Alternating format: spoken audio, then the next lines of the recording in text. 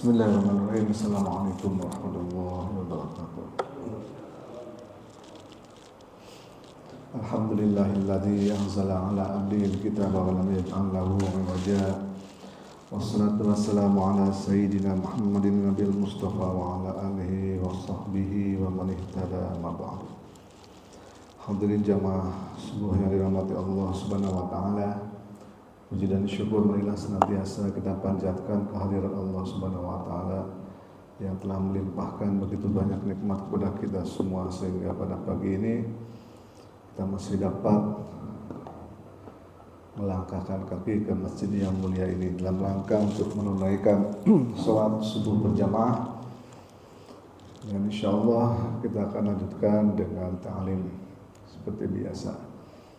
Salawat dan salam semoga selalu tercurah kepada junjungan kita Nabi besar Muhammad SAW yang telah diutus ke dunia ini untuk menjadi suri tauladan bagi kita semua. Mudah-mudahan kita senantiasa bisa istiqomah mengikuti jejak langkahnya dan semoga di akhirat kelak kita mendapatkan syafaatnya. Amin ya rabbal alamin.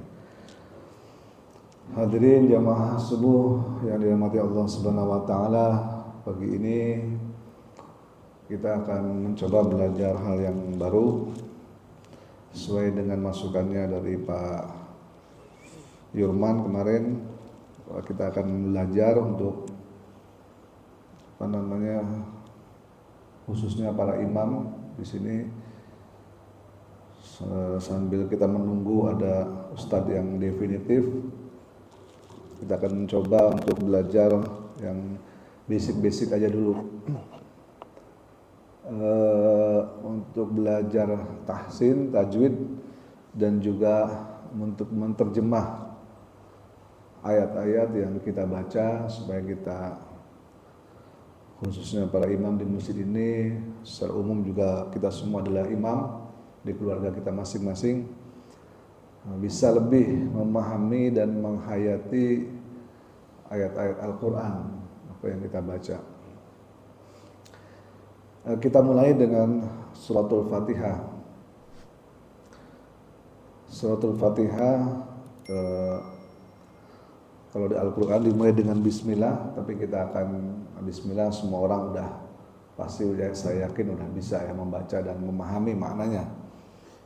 Sehingga pada pagi ini kita akan membaca dan belajar dari mulai kata pertama yaitu alhamdu. Makna alhamdu udah tahu semua ya? Apa maknanya alhamdu?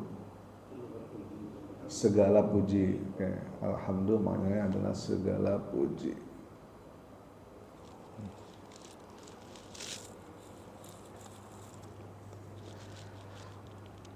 Alhamdu.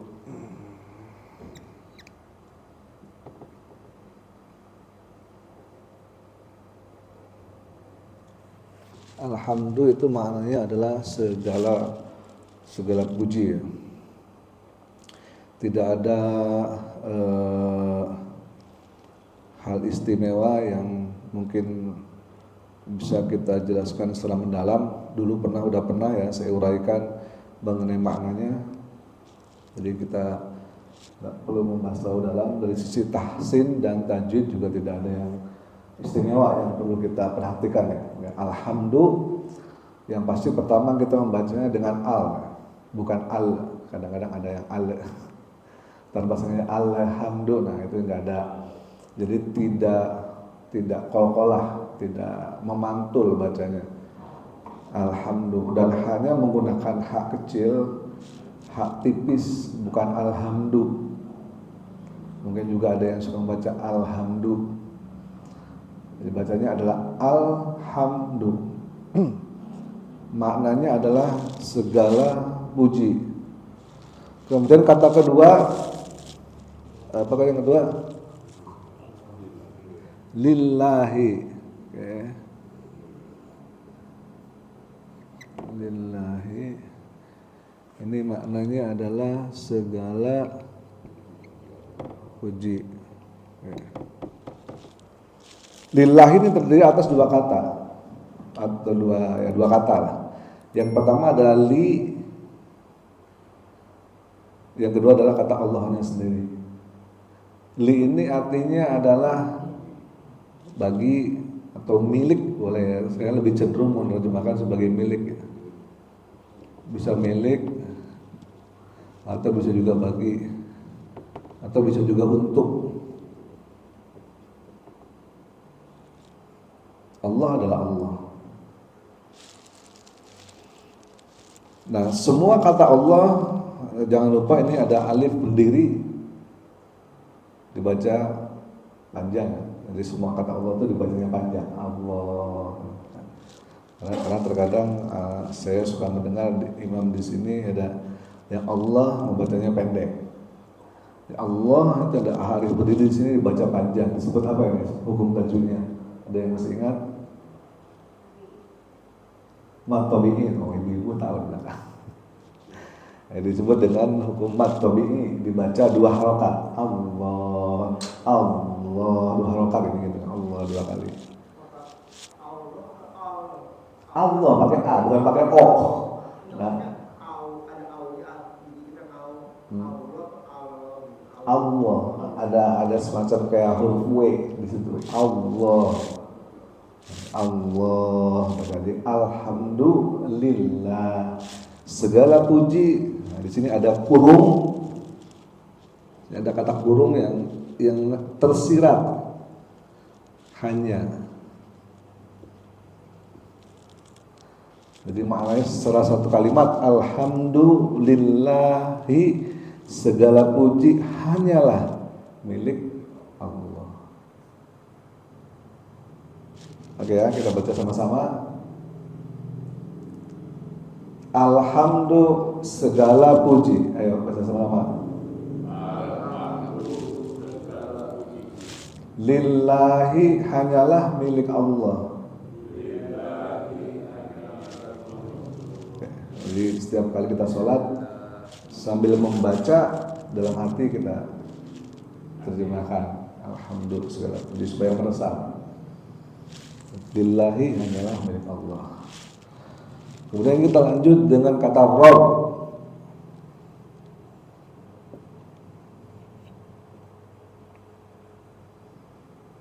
Jadi ini penggalannya, ini disebut penggalannya. Kata Rabb ini maknanya adalah apa maknanya? Tuhan ya. Tuhan yang apa? Apa bedanya dengan ilah? La ilaha, tidak ada Tuhan. Ilah ada Rabb. Jadi kalau Rabb itu maknanya Tuhan dalam kurung. Nah, ini makna tersiratnya adalah pemelihara.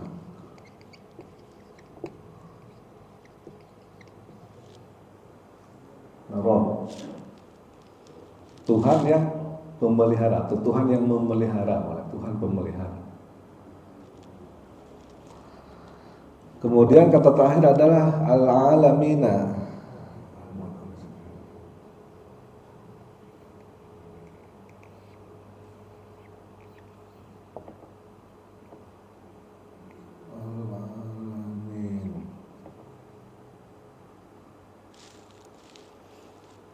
Al-alamin maknanya apa?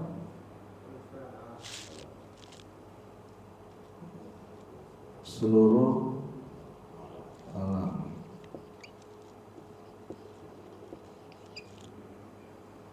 Oke ya. Nah, kita baca sama-sama dari awal. Alhamdulillah segala puji. Lillahi hanyalah milik Allah. Rabbul alamina, Tuhan pemelihara seluruh alam.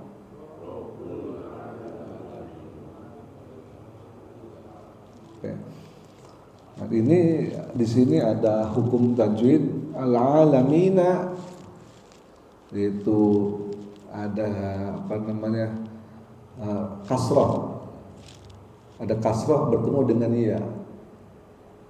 Jadi kalau ada kasrah bertemu dengan ya atau fathah apa namanya bertemu dengan alif atau wawu bertemu dengan kan doma bertemu dengan wawu, maka dihukumi mad dibacanya panjang.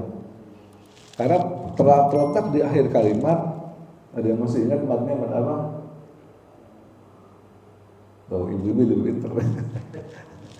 Namanya mad arid li sukun. Berarti panjang, mad arid li sukun. Mad arid li sukun ini boleh dibaca 2 harokat, 4 atau 6 harokat. Rabbul alamin 2 boleh atau 4. Rabbul alamin 4. Atau 6. Rabbul alamin 6. Maka kadang-kadang ada imam yang bacanya pendek 2 harokat itu boleh, atau maksimal sampai dengan 6 harokat itu boleh. Alhamdulillahi rabbil, nah kok robbul saya baca. Karena kalau satu kata memang bukannya robbul ya. Alhamdulillahi rabbil alamin. Nah di sini baca ainnya panjang, bisa nulisnya bisa disatukan, bisa juga enggak.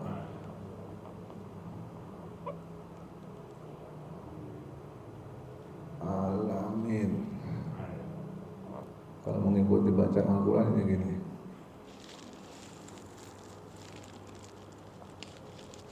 Di sini ada ain, ini ada panjang 2 harokat, mad tabi'i hukumnya.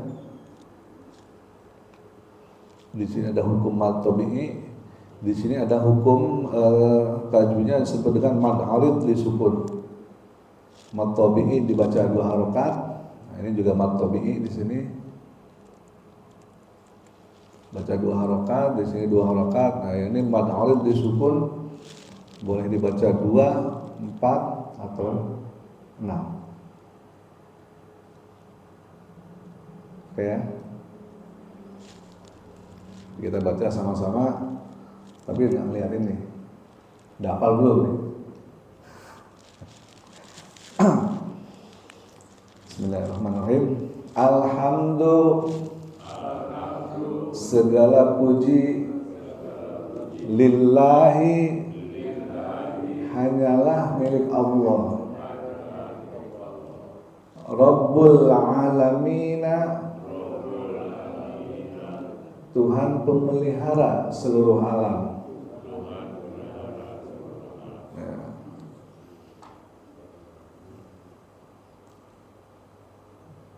Ada yang mau nyoba?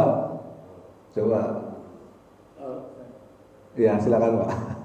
Alhamdulillah. Nggak berkata alhamdulillah. Alhamdulillah, segala puji lillahi, hanya milik Allah, Rabbil alamin, Tuhan segala, Tuhan pemelihara Tuhan pemelihara alam, seluruh alam. Tuhan pemelihara seluruh alam. Ya. Kenapa ada kata seluruh? Karena itu alamina itu adalah jamak dari alam. Kalau alam itu satu, alamina itu jamak dari alam. Kayak muslim itu satu, muslimuna atau muslimina, maka jamaknya orang-orang muslim. Mukmin satu orang. Kalau mukminuna atau mukminina itu jamak dari orang-orang beriman. Di sini juga sama, alamina jamak dari alam. Makanya sudah ada seluruh alam dan tidak dikasih kurung karena ini eksplisit. Alamina bentuk jamak, makanya di sini ada kata seluruh alam. Sementara di sini pemeliharanya saya kasih kurung karena secara tekstual makna Rabb adalah Tuhan, tapi makna implisitnya adalah pemelihara. Beda dengan ilah. Kalau ilah adalah Tuhan juga, tapi Tuhan yang disembah. Makna implisitnya. Ini adalah pemelihara. Kalau airnya itu alam itu 2 harokat. 2 harokat, betul. Ayat 2 harokat. Alamina ilah.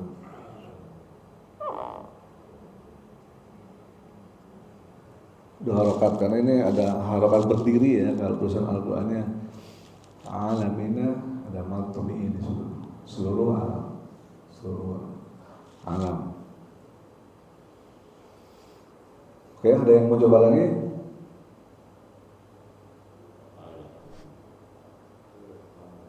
Nah, coba Pak Yul. Ya. Ya.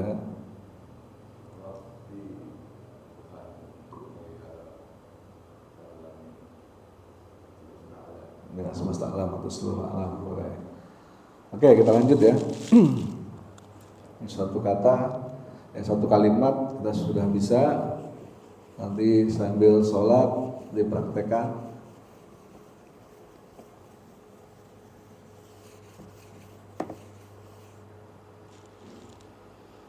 Masuk ke ayat kedua. Ar-Rahman.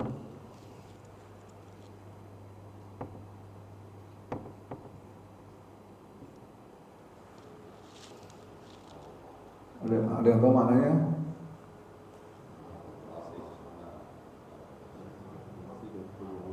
Yang Maha Pengasih. Maha Pengasih.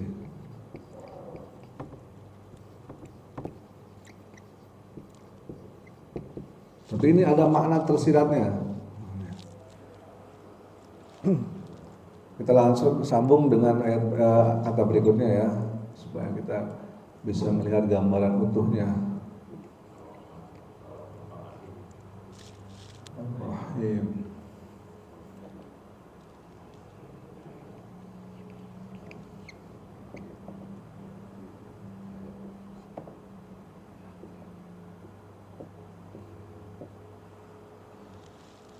Ini penyayang.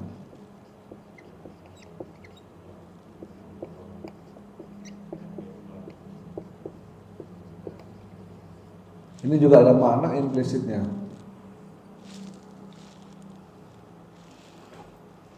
Ar-Rahmanir Rahim atau Ar-Rahman Ar-Rahim. Ar-Rahman adalah Maha Pengasih. Maha Pengasih bagi siapa? Itu pertanyaan paling implisit. Seluruh manusia. Kapan? Di dunia. Nah, ini dia mana implisitnya ya. Maha Pengasih kepada seluruh. Ya. Seluruh manusia, seluruh makhluk lah. Manusia, seluruh makhluk di dunia. Jadi di sini Ar-Rahman, Allah memberikan kepada semuanya. Dengan mau Islam, mau non Muslim, mau kafir, mau ateis, semua dikasih tanpa dibeda-bedakan. Orang yang bekerja keras, mau sholat mau enggak, ya dia sukses. Jadi jangan sampai ada pemikiran, wow, saya udah doa, sudah sholat kok begini-begini aja hidup, itu. Karena Allah Ar-Rahman. Jadi kalau mau banyak duit, ya nggak perlu sholat, banyak duit bisa. Nggak perlu repot sholat. Banyak orang yang nggak sholat, yang nggak beriman, tapi duitnya banyak, kaya, banyak. Kenapa? Karena Allah Maha Rahman. Nah sebaliknya, sifat Ar-Rahim, Maha Penyayang. Siapa yang disayangi? Orang beriman saja. Kapan? Di akhirat. Ya ini khusus, makanya ini beda. Ini Rahman semua diberikan. Nah ini khusus Ar-Rahim, Maha Penyayang bagi hanya orang beriman. Orang beriman di akhirat. Nah ini mana implisitnya? Hanya orang beriman di akhirat. Karena sebenarnya makna Ar-Rahim ini lebih condong ke arah makna ampunan ya. Makanya di dalam Al-Quran tidak semua kata ampunan pasti digandengkan dengan Ar-Rahim, tidak dengan Ar-Rahman. Innallaha ghafurur rahim. Enggak ada ghafurur rahman. Makanya makna Ar-Rahim ini sangat erat dengan hanya orang beriman. Maksudnya ini yang akan diberikan ampunan. Nah, boleh juga dipanjangkan. Hanya orang beriman yang akan diberikan ampunan, yang diampuni. namanya panjang di akhirat nanti. Orang yang beriman enggak.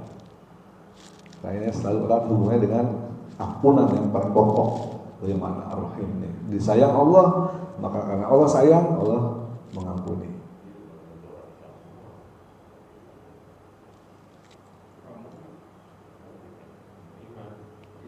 Kalau nggak beriman gimana? Diampuni.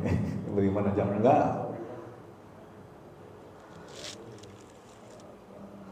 Baik, kita sama-sama terjemahkan. Ar-Rahmani Maha Pengasih bagi seluruh makhluk di dunia. Ar-Rahimi Maha Penyayang hanya bagi orang beriman mendapat ampunan di akhirat. Gitu. Sama-sama. Ar-Rahmani Maha Pengasih bagi semua makhluk di dunia. Ar-Rahimi Maha Penyayang hanya orang beriman mendapat ampunan di akhirat. Gitu kira-kira ya. Baik, kita mau coba dari awal. Coba dari awal ya. Alhamdulillah segala puji lillahi hanyalah milik Allah. Rabbil alamina Tuhan pemelihara seluruh alam.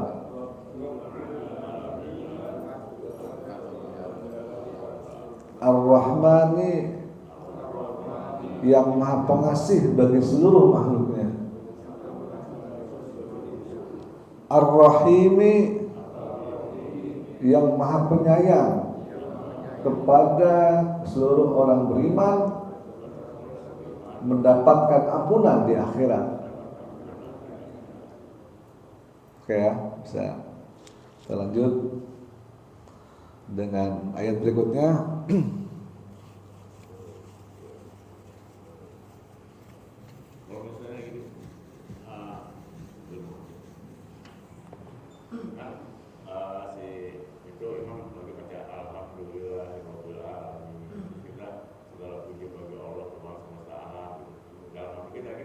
Boleh. Ya, boleh.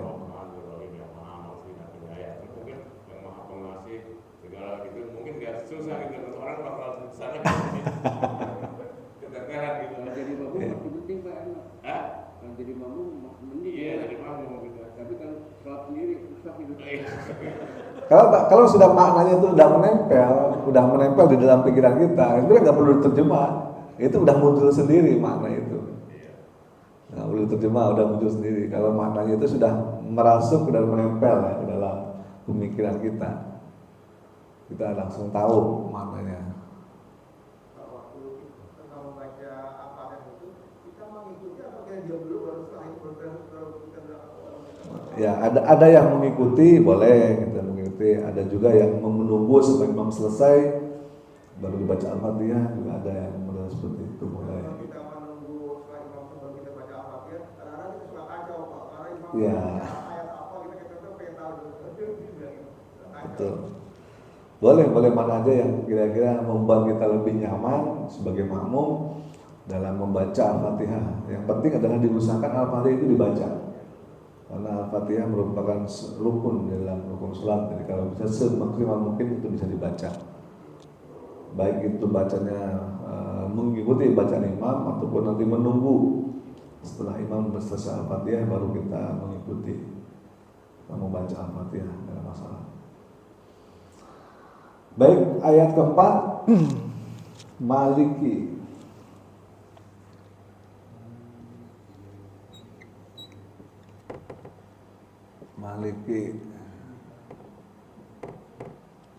Maliki apa artinya? Pemilik bisa, atau penguasa boleh. Mana ya? Bisa pemilik atau penguasa.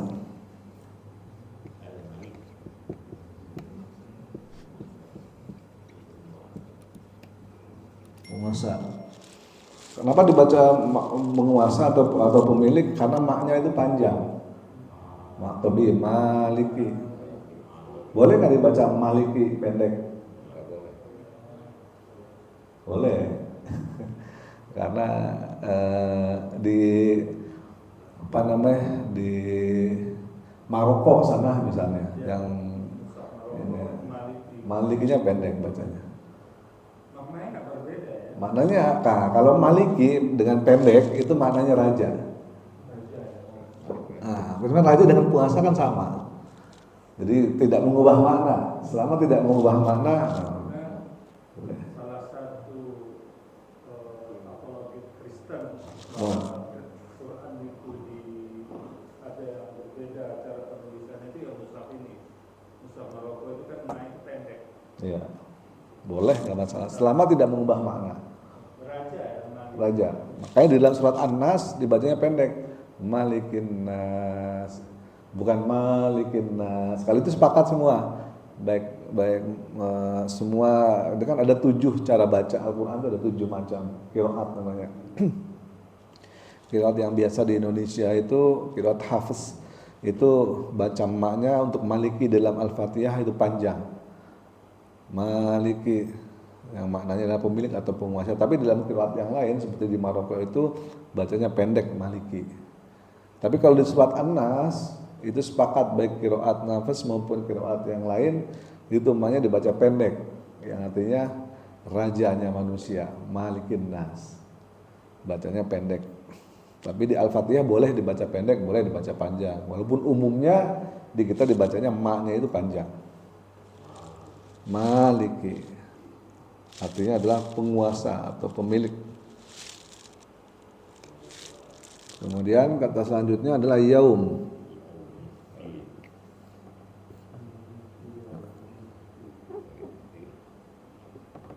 Yaum. Nih. Apa artinya yaum? Hari. Hari aja belum ada akhirnya. Yaum artinya hari. Ada yaumul qiyamah, hari kiamat. Dalam Al-Qur'an ini adalah yaum apa? Ad-din.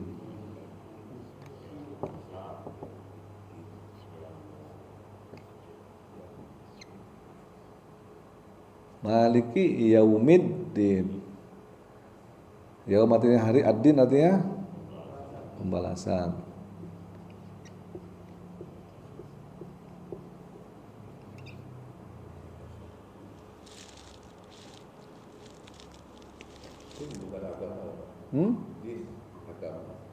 Ya agama di ad-din macam-macam ya.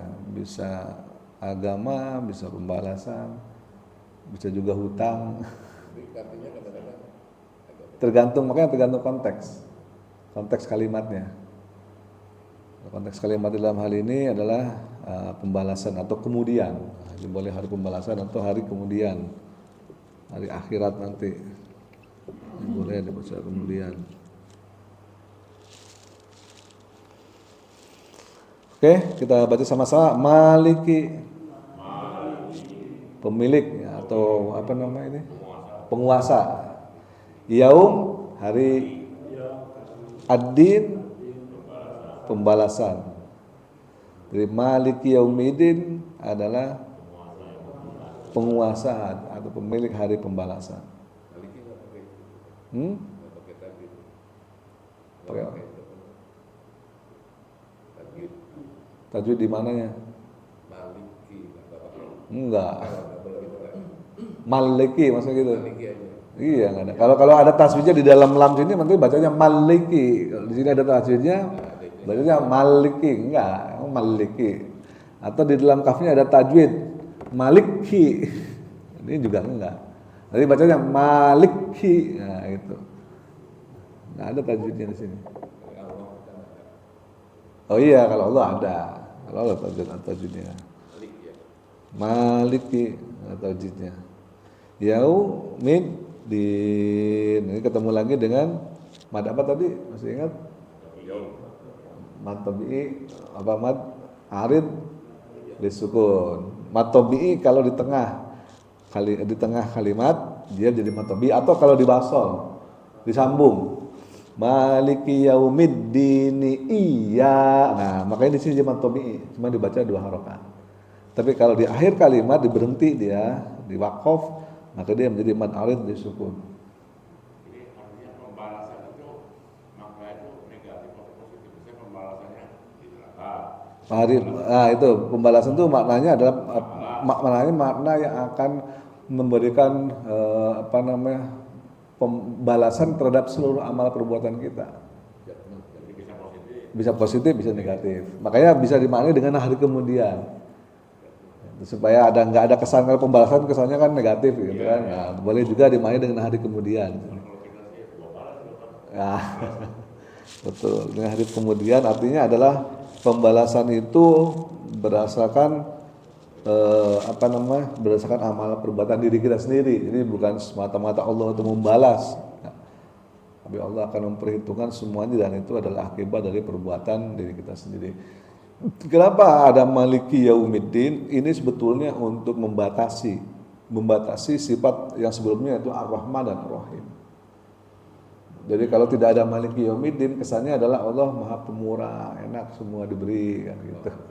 Di luar batas. Nah, ada ingat walaupun di dunia ini Allah Ar-Rahman, semua itu diberi, tapi apa pemberian Allah itu semua akan diperhitungkan di akhirat nanti. Makanya dibatasi dengan Maliki Yaumiddin.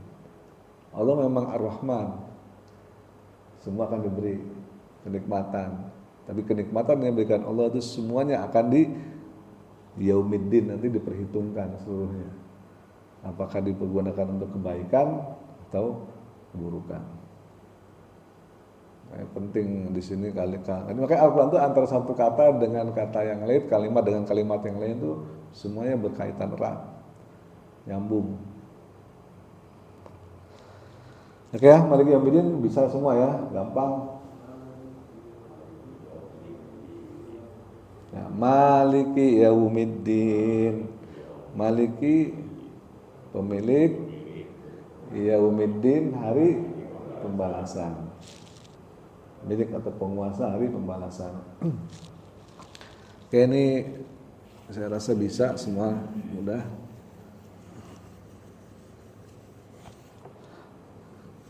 Kita lanjut ke ayat kelima. Nah, ini paling mungkin ini yang banyak yang nggak paham di sini.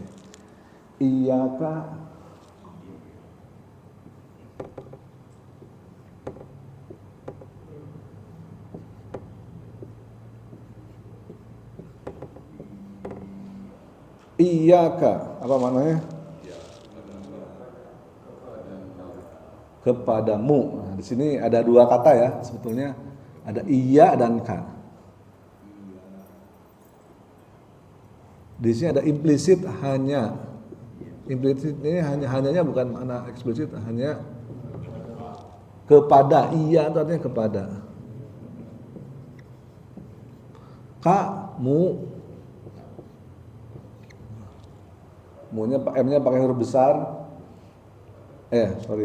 Iya benar, huruf besar. Karena mu-nya itu menunjuk kepada Allah. Iya hanya implisit di situ. Iya makna aslinya, makna tekstualnya adalah kepada. Ka adalah mu-nya adalah Allah Subhanahu wa taala yang tadi punya sifat tadi itu. Ar-Rahman, Ar-Rahim, Rabbil Alamin, Ar-Rahman, Ar-Rahim, Maliki Yaumiddin. Nah ini ka. Padamu, hanya kepadamu. Kemudian apa? Na'budu.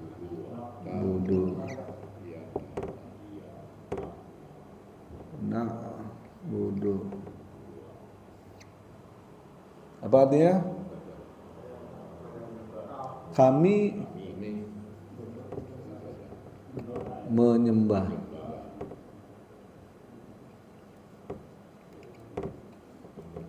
Beribadah. Na'budu itu beribadah. Na'budu. Na di sini maknanya adalah kami. Jadi kalau a'budu diganti alif itu maknanya aku. Na'budu adalah kami. Kalau na-nya diganti dengan alif maknanya a'budu. Na'budu adalah maknanya kami. U'budu ini adalah menyembah atau ibadah. Nah, ibadah dengan abid, hamba, satu akar juga. Kami menghamba, kami menyembah, boleh dimana seperti itu. Atau kami beribadah, boleh juga. Jadi, hanya kepadamu kami menyembah, atau kami mengabdi, atau kami beribadah, boleh seperti itu. Na'budu, na-nya adalah kami, budunya adalah menyembah atau beribadah. Oke ya, na'budu artinya adalah menyembah, kami menyembah. Kenapa di sini ada kata hanya, ada dalam kurung hanya? Padahal nggak ada kata hanya di situ. Karena ini kalimatnya dibalik. Sesudah normal dalam bahasa Arab harusnya na'budu iyyaka. Jadi kalimat kata kerja dulu. Na'budu iyyaka. Kenapa dibalik iyyaka na'budu? Nah, supaya ada implisit kata hanya di sini muncul. Kalau na'budu iyyaka, kami menyembah kepadamu, nggak ada hanyanya. Gitu. Oke, Al-Quran luar biasa.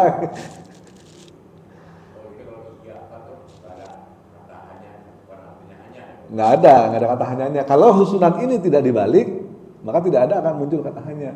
Misalnya kalimatnya adalah na'budu iyyaka. Maka mananya kami menyembah kepadamu. Tidak ada hanya. Tapi begitu dia dibalik, iyyaka na'budu, ada muncul kata hanya. Hanya kepadamu kami menyembah.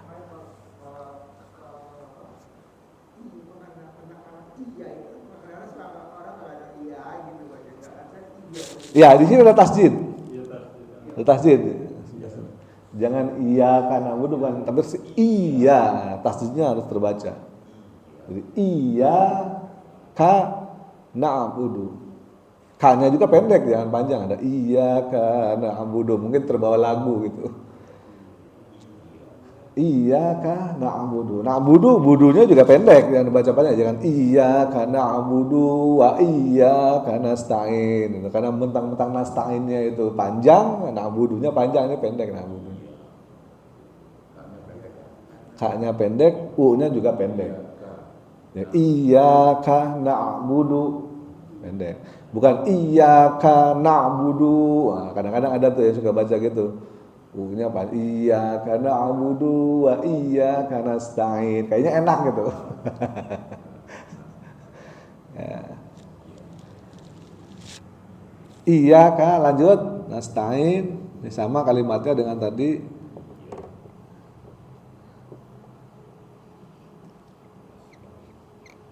Nasta'in. Nasta'in.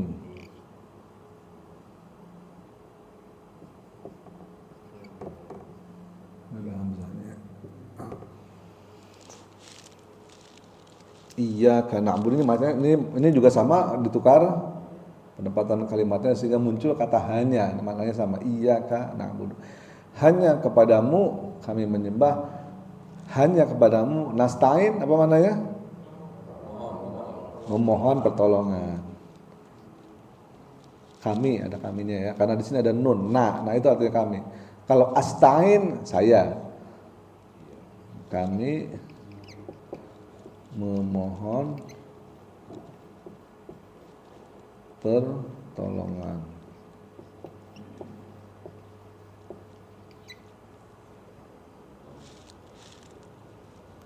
Kan jadi iyyaka na'budu ini juga kenapa na'budu dulu ya, memang kalau kita ingin meminta sesuatu kepada seseorang siapapun itu ya kita harus ikut perintah dulu gitu loh. Ada kesan di sini. Kenapa iyyaka na'budu di depan bukan di belakang? Karena ya kalau kita pengen meminta sesuatu pada siapapun apalagi kepada Allah ya sebaiknya ibadah dulu, menyembah dulu, merendahkan diri dulu, mematuhi dulu baru minta. Gitu, jangan dibalik, jangan minta-minta aja, giliran disuruh kagak mau kan gitu.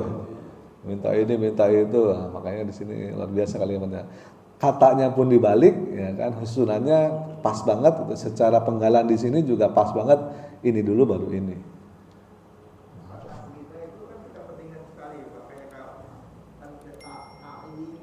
Apaan? Aslinya tuh kan kadang-kadang kita aslinya. Iya. Kan kita punya kan sekarang suka gitu. Iya. Ya, memang harus dilatih. Ain dengan in beda. Bukan nastain, tapi nastain. Nah itu yang paling kadang kita suka. Iya. Jadi di sini ada ain, bedakan dengan hamzah. Nah, jadi bukan nastain. Iyanya satu ada tasjidnya, bukan iyaka, bukan iyaka. Aslinya na'budu itu juga ain. Ain itu di kerongkongan, tenggorokan. Na'budu wa iyyaka nasta'in pakai ain.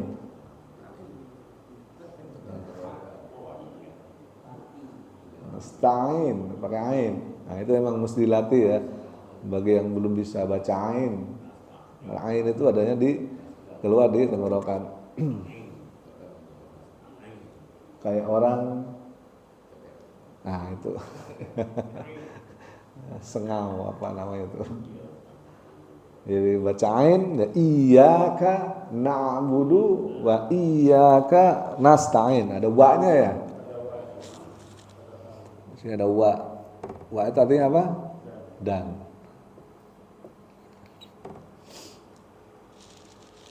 Iyyaka na'budu wa dan iyyaka nasta'in.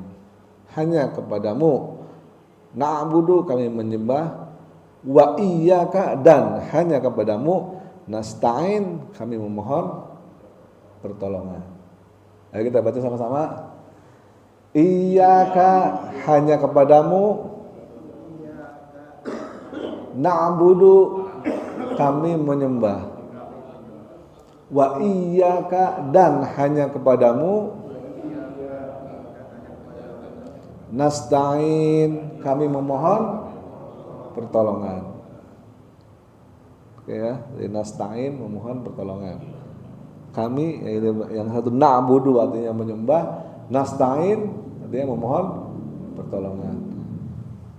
Kita ulang dari awal ya. Nah, mungkin sampai sini dulu, nanti kita lanjut pertemuan berikutnya untuk kali ayat-ayat berikutnya. Nah, bismillahirrahmanirrahim. Ayo bareng-bareng.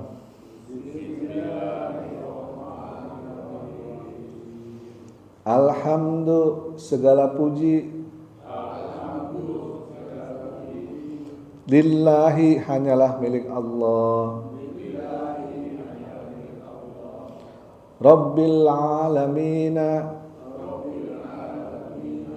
Tuhan pemelihara seluruh alam. Ar-Rahmani yang maha pengasih bagi seluruh makhluknya. Ar-Rahimi yang maha penyayang hanya untuk orang beriman, mendapatkan ampunan di akhirat. Panjang mananya. Maliki apa tadi mananya? Ya, penguasa atau pemilik.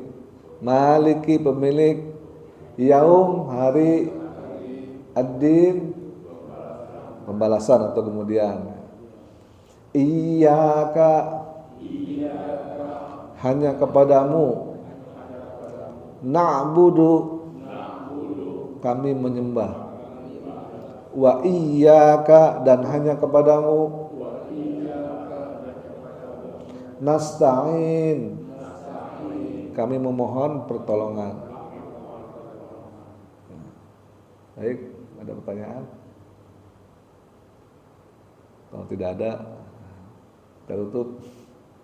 Mudah-mudahan ada manfaatnya. Nanti dipraktekkan di rumah, latihan sambil sholat sunnah. Di sholat sunnah dulu, jangan sholat wajib. Sambil sholat sunnah, mungkin nanti sholat syuruk atau sholat duha di rumah praktekkan, meresapi maknanya supaya lebih enak kita saat baca sambil resapi maknanya. Tapi waktu kita sholat sunnah bacanya mesti pengal-pengal gitu. Nggak usah gimana? Pengal-pengal. Iya, langsung nanti udah nyambung sendiri itu. Kalau udah hafal, udah melekat, nanti udah nyambung sendiri. Jadi maknanya otomatis langsung tergambar di dalam pikiran gitu, tanpa perlu harus menerjemahkan perkata seperti ini. Ya, dari Bismillah tentu awal. Hah? Nggak boleh. Jadi sambil kita baca Alhamdulillahirabbil alamin, itu langsung terus meresap maknanya. Segala puji bagi Allah, Tuhan seluruh alam. Ar-Rahmanir Rahim, Tuhan yang Maha Pengasih bagi seluruh makhluknya di dunia dan Maha Penyayang bagi orang beriman, akan memberikan ampunan di akhirat nanti. Oh gitu, langsung otomatis tergambar. Maliki Yaumiddin, dialah Tuhan penguasa hari kemudian yang akan memperhitungkan segala perbuatan kita di dunia. Mana itu benar itu? Dialah penguasa di hari akhir, hari kemudian yang akan memperhitungkan segala amal perbuatan kita di dunia. Mana lengkapnya itu? Iyyaka na'budu, untuk itulah hanya kepadanya saja, ya, hanya kepadamu aja kami menyembah. Wa iyyaka nasta'in, dan hanya kepadamu saja kami memohon pertolongan. Tolonglah kami ya Allah, kami punya 1001 macam problem. Nah, disitulah berdoa, boleh dalam hati. Menjeritlah di situ, mintalah doa. Saat iya, karena di dalam hadis qudsi Allah jelaskan, begitu kita membaca iyyaka na'budu wa iyyaka nasta'in, Allah menjawab. Jadi semua kalimat dalam Al-Fatihah itu Allah menjawab. Saat kita membacanya betul dengan pemaknaan, dengan pemahaman yang ini sampai ke dalam hati. Saat sampai ke dalam iyyaka na'budu wa iyyaka nasta'in, Allah menjawab itu. Hambaku beribadah kepadaku, menyembahku, maka aku akan kabulkan setiap permohonannya. Kamu mohon apa? Silahkan minta. Dalam hati ucapkan. Pada waktu iyyaka na'budu wa iyyaka nasta'in. Engkau dan padamu pada awal tuh ini nggak sih Pak? Kadang kita kok pada kayak teman dekat aja. Ya memang kalimatnya begitu, makanya kak kan kamu artinya.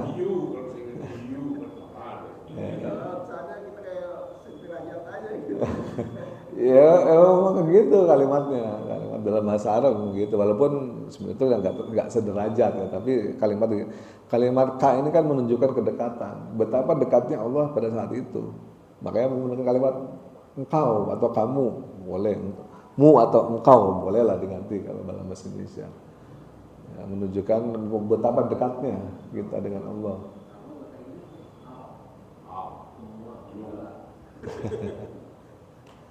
Gitu ya, betapa dekatnya, makanya menggunakan ka atau engkau atau kamu.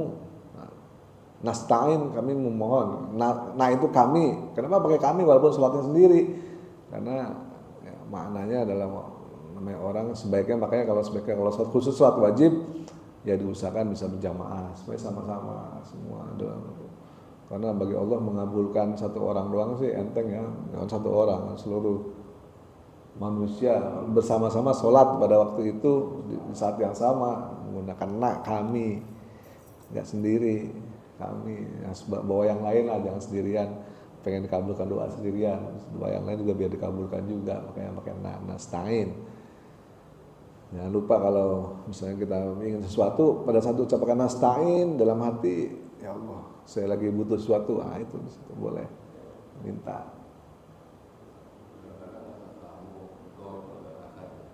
Ya itu tadi barusan. Ya ini kan kalau dalam bahasa Arab kan cuma satu kata ka itu maknanya macam-macam dalam bahasa Indonesia, bisa mu, bisa anda, bisa engkau, macam-macam. Boleh, anda. You juga boleh. You dalam bahasa Inggris kan you, cuma satu bahasa Inggris, Indonesia banyak.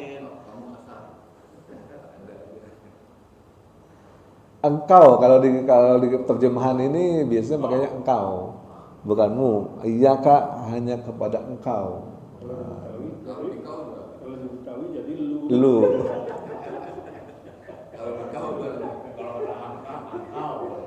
Kalau di Al-Quran makanya engkau, bukan pakai mu, walaupun maknanya sama aja sebetulnya itu. Ente, gitu.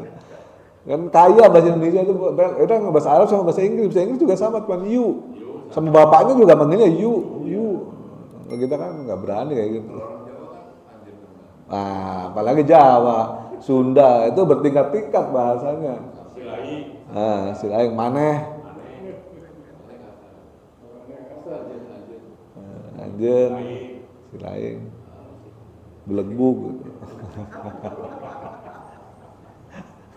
Oh, si Ayin itu mah Ayin.